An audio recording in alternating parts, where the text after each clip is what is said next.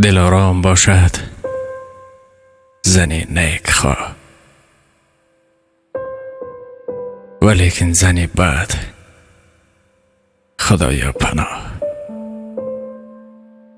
زنی خوبی فرمان بری پارسا، کند مرد درویش را پادشاه.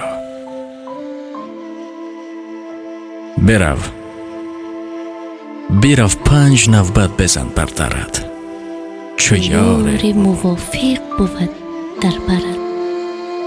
همه روز اگر غم خوری غم مدار، چو شب غمگسارت بود در کنار. کی را خانه آباد و همخوابه دوست، خدا را بر رحمت نظر سوی اوست.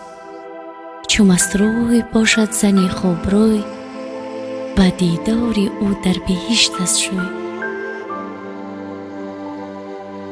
ته پای رفتن به از کفش تنگ، بلای سفر به یا که در خانه جنگ.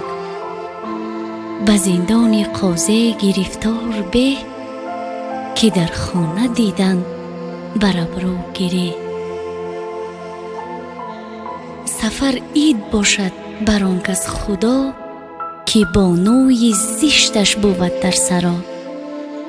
چو زن راهی بازار گیرد بزن، اگر نه تو در خانه بنشین چو زن. اگر زن ندارد سوی مرد گوش، سراویل کهلش در مرد پوش. چو در روی بیگانه خندید زن، دیگر مرد گو لافی مردی مزن. گریز از کفش در دهانی نهنگ، که مردن به از زندگانی پنهان.